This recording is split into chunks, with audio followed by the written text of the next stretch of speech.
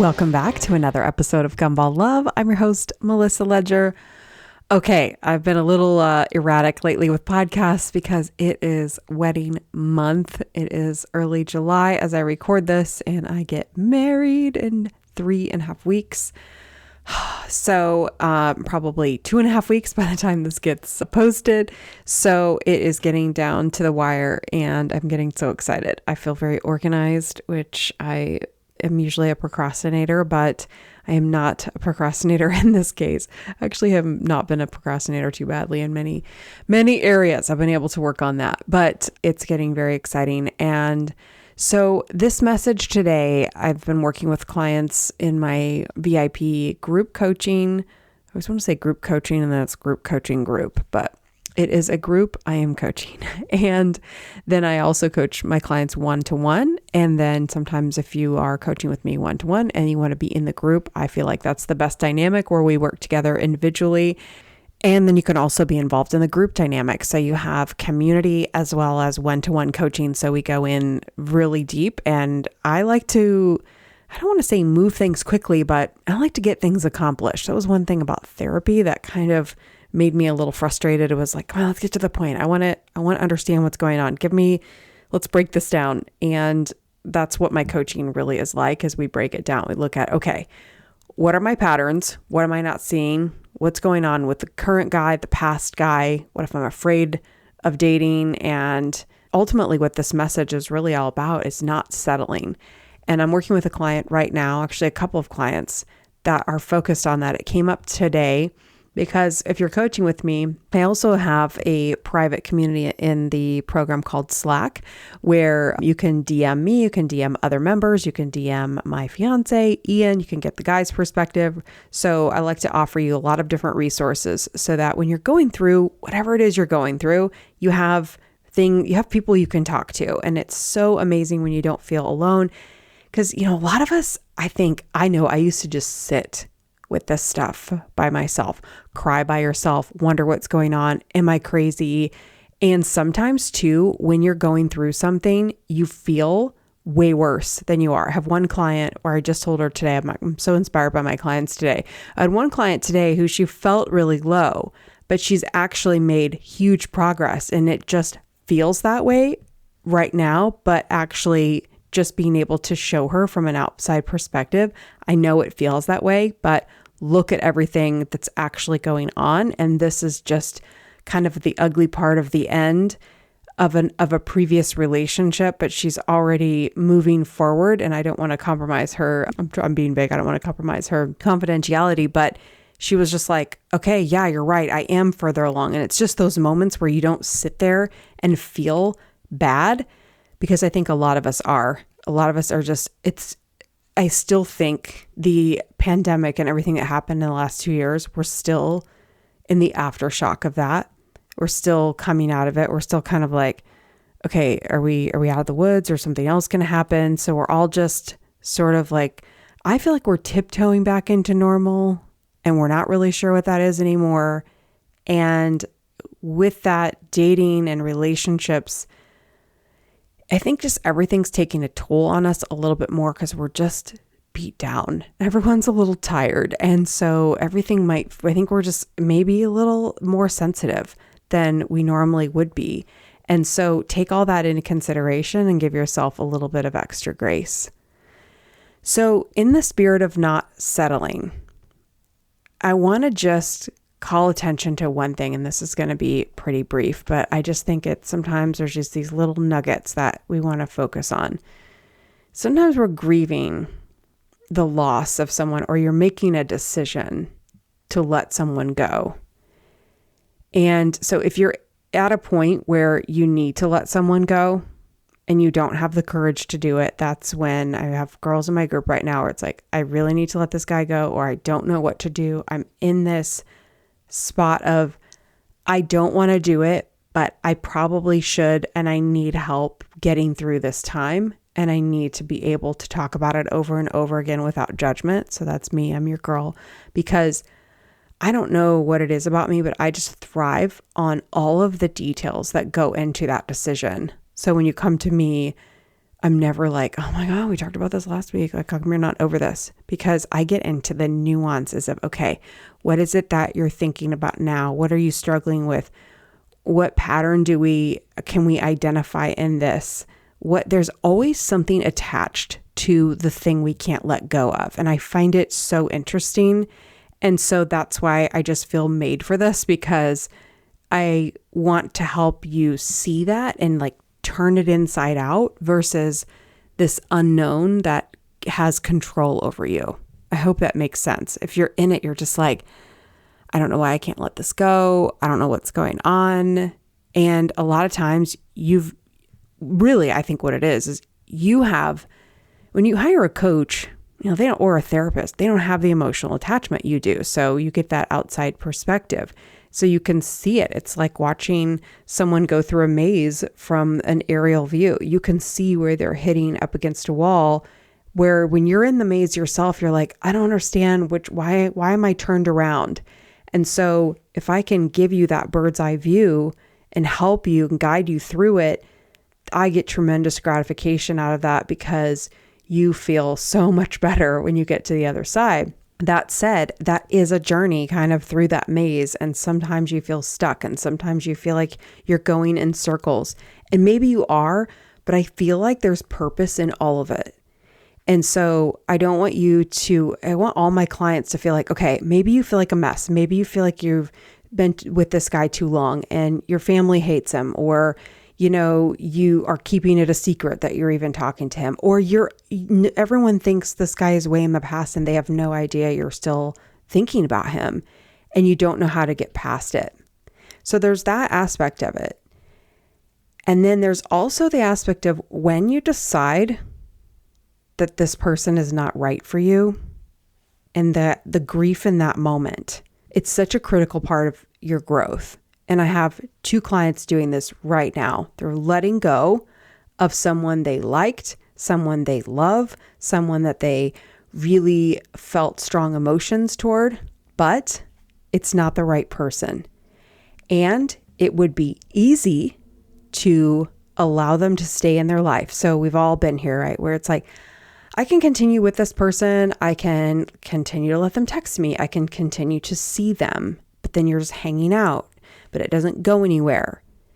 And there comes a point when you reach a level, and this is why I call my program Level Up for Love, because there's different levels here where we decide, okay, I'm leveling up here, but it's painful sometimes. Like, I have to do this. And this is why I believe you need support while you're doing this, because it's so hard to do this by yourself. And I feel like nobody is really coaching this aspect of it. Like, help me let go of this. Why am I letting go of this person? It's like I just said earlier, it's been the pandemic, and, like, there's nobody else around. And so, like, what's the harm in just, hanging out? I'm not doing anything anyway. And then there's that point where you're like, you know what? I'm going to do nothing by myself versus settle for someone who isn't committed to me fully, who isn't putting in equal effort, who isn't giving me the exact confirmation and validation that I deserve. You want the real thing. You want someone who is in it to win it, right? They're in it fully. And you guys, I never understood truly what it looked like. And I think that's also a huge thing. Like, people are like, Melissa, this kind of thing doesn't exist. And it does everywhere. I know so many married women where I've told you guys a million times where it would get so irritating to me when I would try to explain gumball love to married women who had never really dated a gumball guy before. And they would just look at me like, that's really weird. And I would just be like, what is wrong with me? Like, am I just the only one? And, like, the internet was definitely available, but, this was like, when I started this journey, well, actually, when I first started thinking about this was like around 2004, 2005. And believe it or not, I had this Twitter account called Date Doctor, which I had no idea what I was doing, but I was like thinking about that the other day. I had a Twitter account in 2004 called Date Doctor because I had this friend who talked about relationships. And so I started just tweeting different things, and I wish I might try to find that account and just see, like, what was I even posting? But I just had this desire to talk about relationships and help other people through it. I would talk to married women or women that were in healthy relationships, and they would look at me like I was a weirdo. And so I started examining, what are other women going through? I started asking questions, and I gained a curiosity. And that makes me also think about a quote that I just came across. The things that excite you are not random. They are connected to your purpose, so follow them. See, that in 2004, I was like, oh, I'm so interested in relationships and how they work and what's going on and why is this happening? And why is this married woman confused about something that I've experienced over and over and over again, and it is completely foreign to her? And so I'm telling you this because we only think that good men don't exist because we have a pattern of only bad men. We have a pattern of being attracted to that same guy over and over again. And it used to bug me because I would think, okay, but one guy would be quiet and like a computer nerd, and the next guy could be the jock, but then they would have the same threads. And I researched for years, like, what are those common threads and how do they work and how do they connect? And so what I came up with, gumball love, the concept and the official definition is gumball love is a transactional relationship. So it's where an attention addict provokes another person to produce the type of attention desired in the moment. So they put in the quarter to get the gumball. So the quarter is the prompt or the ask or the demand, the plea, the solicitation, suggestion. A quarter can be gentle or it can be very demanding, but they're basically saying, I want something from you. And that something is attention. But attention is so broad. And it was like, how do I identify these guys so that we know who it is? We can see this coming before we fall in love, before we get so emotionally attached. How can you and me, who have only dated the wrong guys, stop that pattern and find the right guy? How can we know it even if we're not healed? This is like, to me, this is your shortcut. So if you coach with me, you will get a shortcut around so much BS, and you'll be able to see, oh, okay, there it is. There's the pattern. Yep, he's cute, but I gotta move on. And sometimes a lot of my clients come to me and it's like, I wish I could have coached her a month before this guy so that she could see the pattern before. But I actually did meet a client where it was right at the beginning, and it was like, okay, I'm dating them and I don't know where this is going, but she was able to stand up for herself and say, where is this going? What's happening? And although it was painful because she ultimately had to end the relationship and it was short, right? But sometimes even if you've dated them for 2 or 3 months, it can be really painful. And you're like, oh, but it was only 2 or 3 months. Like, what is that about? You still are able to develop feelings. It doesn't take very long. So I want you to be empowered with this information as quickly as possible. If I could just download it into your brain, I would. But if we work together, we look at the most powerful way is to see your past patterns. And we're actually developing the quiz I've been talking about. We lost our developer. We got a new one. We're recreating it. So the goal is to have it done and live by August. So fingers crossed, we'll be able to get that to you. And it will be a quiz, a paid quiz. So it's a very involved assessment. You'll walk away with a detailed report of this is my guy and this is what I'm dealing with. So you could actually take that quiz and then email it to me and say, hey, Melissa, these are my results. Like, what could we do? Let's set up a free 30-minute call to tell me, what do you got? And what would it look like if I were to do some coaching and talk through this guy who I can't forget about, or who is in my life and I don't know what to do? Or you're in the process of letting go. And I was talking to my client today about there's a grief in the middle of I'm choosing myself. In fact, I'm just going to pull up the exact messages I said to her. I said, she was crying over losing this person. And I said, and she said, I was crying the whole day. And I said, but it sounds like those were tears of strength building choosing yourself, not settling, the tears of grief, yet not staying in limbo on someone else's timeline. So although it was devastating, it's like she picked up that weight that was so heavy and she was willing to carry it. And that, I want you to picture like that being like a dumbbell in the gym, like you're picking up this heavy weight because it feels like, I don't want to carry this.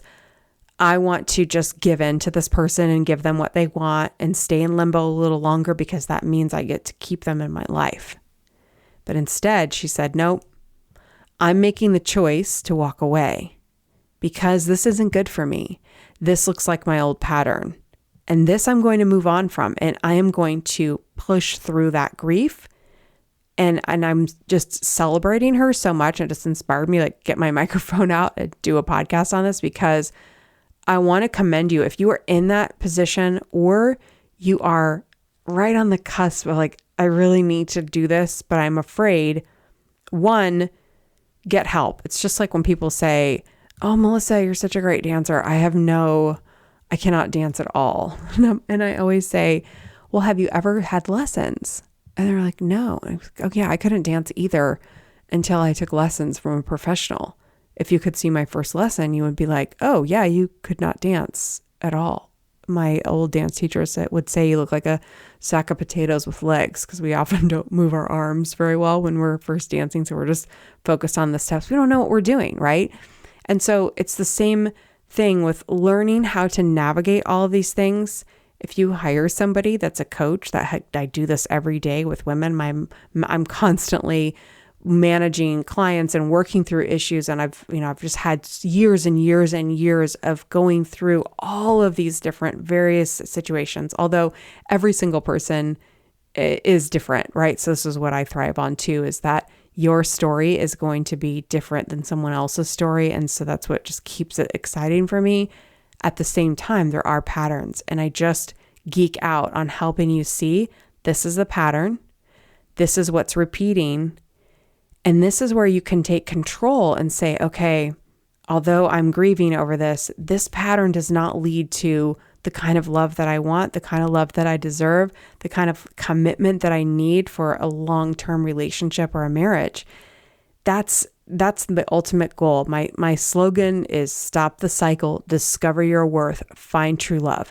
So true love exists, good guys exist, but it's as if you have, and I had it on too, it was as if like, when you put on certain glasses and they only allow you to see, they block out certain colors.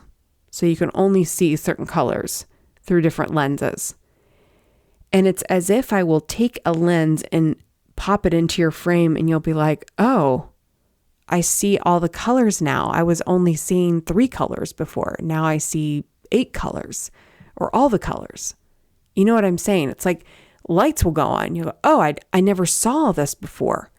Because just imagine if you can eliminate all the bad guys and only focus on the ones that are worth your time, your whole life changes because you're no longer stopping and staying scared. And so this happens too with my clients where, when they first come on board, they get nervous. They'll come in single. So if you're single right now and you're like, I'm really afraid to date. That's normal. A lot of my clients aren't dating anyone. So you don't have to have a guy in your life. If you don't, it might even be better. I mean, it's okay if you, either way, but it doesn't, I think people think they need to have a current relationship to have coaching matter. And if you are on a break and you've had, some heartbreaks in the past and you're just like, I want to date, I want to find love, but I don't want to make those same mistakes over and over again. You're in a great place too, because you're not in that heartbreak, right? So you can do the work on you. And when you go on dating apps, everyone that's in the group, we have 3 girls that are in new relationships right now.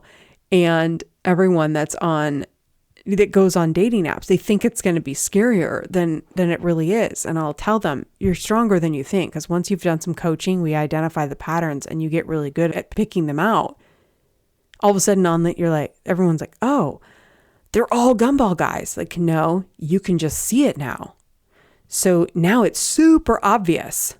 It's like, you weren't thinking about a Jeep before you bought a Jeep. I bought a Jeep years ago.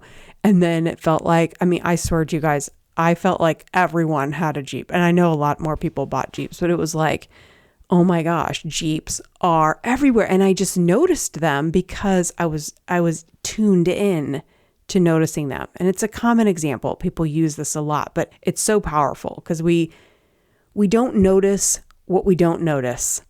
So imagine if I was able to put a Jeep logo on every bad guy, which I hate doing this. I do love Jeeps, but you know what I'm saying? Imagine if we could just put a car logo and you'd be like, oh my God, there they all are. It's so easy to see, but it'll be easy to see in the profile, first conversations. And everyone goes through the same, like, OMG. It's like this grieving process / aha moments. And there's all these emotions. And then all of a sudden, bam, clarity happens. You're able to date with precision. And one of my girls was like, you know what, Melissa? I could have gone out with this guy and I was just thinking, I'd rather stay home and do laundry. And she did. She stayed home and did laundry. And I was like so happy in that moment because I knew that the date was no longer what was exciting to her. It was real connection. Like, we go on these apps and we're like, oh my gosh, I have a date. But now she knew what kind of date she wanted to be on. And it wasn't appealing enough. And suddenly the feeling of having her laundry done was more appealing. And that's how you know you're growing, that you're taking care of yourself, you're coming into balance. So imagine being able to do that, being able to date, be balanced, make good decisions, not be nervous, know when you're choosing someone that's good, being able to stay cool, and having access to a coach and a group of women that are all going through the same thing with you, and you're able to feed off of each other, build new friendships and a network of women that get you. And will also be happy for you when you have a new relationship. Last week we were just all smiles celebrating the girls that have found new relationships. And we were asking the questions like, how does it feel? And what were you thinking before you got into this relationship? And a lot of them were saying, I felt like it was hopeless. I felt like I would never find somebody. And then all of a sudden, bam, there he is. So I want to just leave you with this. Your time as a single person is limited. This is a window. So let's use it wisely. And if this inspired you, reach out to me. Let's talk about coaching. Let's get you into the group. Let's do some one-to-one. Let's get this hammered out so that you can be liberated and find the right person. Because I'm telling you, on the other side, I've done a lot of thinking about, happily ever after and fairy tales and weddings. And I've just been listening to other podcasts where people are like, oh, people are all caught up in the fairy tale, which I totally agree with. The one person wrote a book about like Cinderella's a bitch or whatever. And I was listening to the guy and he was just cracking me up and people were saying he sounds cynical, but I was relating so much to what he was saying that there's so much idealizing this whole experience and the wedding and everything. However, I will post pictures of my wedding and you might be like, Melissa, it looks awfully like a princessy kind of wedding. And yes, because I wanted those things, but it's so different when you are really connected to the person. Like we were just talking last night and I was telling him, I go, a lot of these girls that have like the blues after their wedding. Yes, I'm excited for the day. Yes, it's going to be wonderful. And I'm super excited to wear my dress and feel like a princess for a day. But I'll also be glad I don't have to worry about planning this anymore and I'll just be able to go back to regular life. There is that part of me because that's where I'm most comfortable. I'm not going to be sad that the wedding's over. So that I want you to be able to go into whatever, if you want some of those fairy tale things, so what? You just want to make sure that you aren't expecting things to be like a fairy tale. If that makes sense. It's like, you have the real thing and you're rooted and grounded. And so you can have a little fun with the fairy tale things. Because this is also something I noticed about happily married women, that they would get giddy about love and engagement and bachelor parties. And especially my cousins, they all have like happy marriages. And there was this enthusiasm around it that mystified me. And I was like, how can they be this excited about it because they have very like regular guy, guys, husbands. They don't have guys that are over the top romantics, yet they still have that enthusiasm and consistency in their relationships. And I would see this with friends too. And I was thinking, okay, well, they're able to enjoy the fantasies and the romance and they can get excited about it, but yet they're not caught up in it where they're disappointed that their life isn't in a pink bubble every day. So what is that balance? And this is what I want to teach you so that you can go into these situations with your eyes wide open, that you can be present, enjoy the process, enjoy dating, even though they aren't the one. I fully enjoyed dating when I was in New York. I met a lot of fun guys, had great dates, had some great dinners, fun conversations. And then when it wasn't the guy, I wasn't devastated. It was just like, oh, he was really nice, but not the one. And so it felt less and less dramatic if things ended or tapered off because I was able to really immerse myself in my own life and connect with the other things that were important to me and not put all of my happiness into that relationship. And that is the key. So I'm going to leave it there. I hope this made sense to you, but really the bottom line is not settling, pushing through the grief and the pain of the wrong relationships and building the muscle and the strength that it takes to let the wrong relationship go is exactly what is so powerful to build. And when you are crying those tears, I wrote my girl back and said, these are tears of strength because you are saying no to settling. And the tears are fighting through it. And they're courageous tears. Those tears are so powerful because it's also the love for yourself. You're saying, you know what, me, I love you enough that I'm not going to sit here in this half-assed love or this lukewarm relationship. I'm going to go for something better for you. And even though it hurts right now, I'm going to do it anyway. So hang in there because we're going to find the real deal and it's going to be so worth it. That's what you're saying to yourself. So if this resonated, if you're in that place or you've been in that place, if you're in any place of grief over the ex, you're in the thick of it, or you're just like, man, I want to be done with this phase and find my guy so I can just move on and be in that part of it. It is a great thing. I'm so glad I don't have to be on a dating app and I'm beyond that. And I want that for you. I want you to go through the process and enjoy it. I want you to fall in love because my next podcast is about how I've noticed that people that are falling in love, that are finding new relationships, are also feeling held back, feeling scared to let go. So don't you want to be in a position where you feel free to fall in love and not be so fearful of the pain, not anticipate pain, but allow yourself to fall in love? This is why we remember our first loves so well, because we fell fearlessly and we felt everything and we just let the butterflies flow and we didn't question it because it was all new and we never knew the pain of heartbreak. It's so amazing. Some people are so lucky to have found that first person right out of the gate. But we want to bring some of that back, bring back the innocence of true love and being able to just let go and really healing those wounds so that we don't have the fear of the pain again. So tune in. That's my next episode. Until next time, I'll see you soon.